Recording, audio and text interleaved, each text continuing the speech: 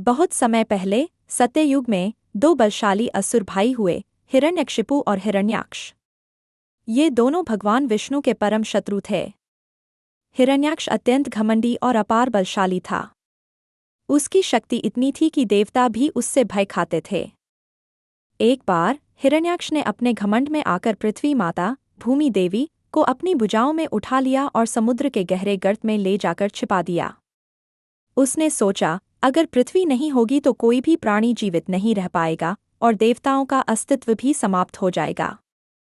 यह सुनकर देवता भयभीत हो गए और भगवान विष्णु के पास सहायता के लिए पहुंचे। भगवान विष्णु ने पृथ्वी को बचाने के लिए वराह अवतार धारण किया। उनका रूप विशाल जंगली सूअर जैसा था, लेकिन दिव्य और तेजस्वी। उनका शरीर पर्वत जितना विशाल, आंखें सूर्य के समान चमकीली और गर्जना आकाश को कंपा देने वाली थी। वराह भगवान गर्जना करते हुए समुद्र में उतरे। लहरें ऊंची उठीं, जलचर जीव डरकर छिप गए। देवता आकाश से देख रहे थे, मंत्रोच्चार कर रहे थे। भगवान वराह समुद्र की गहराई तक पहुंचे, जहां हिरण्याक्ष पृथ्वी माता को दबाकर खड़ा था। हिरण्याक्ष ने वराह भगवान को देखकर हंसते हुए कहा, तुम इस छोटे से प्राणी के रूप में मुझे चुनौती देने आए हो? वराह भगवान ने उत्तर दिया, यह पृथ्वी मेरी सृष्टि है, मैं इसे बचाकर ले जाऊंगा। फिर दोनों में भयंकर युद्ध हुआ। गदा, मुक्का और दिव्य शक्तियों का टकराव हुआ। समुद्र का जल उफान मारने लगा।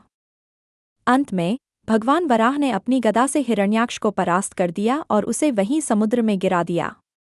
फिर उन्होंने अपनी मजबूत दांतों, दिव्य दंत, में पृथ्वी माता को उठाया और धीरे धीरे समुद्र से बाहर लाकर उसे पुनः उसके स्थान पर स्थापित कर दिया। पृथ्वी माता ने भगवान वराह को आशीर्वाद दिया और देवताओं ने उनका जयकार किया।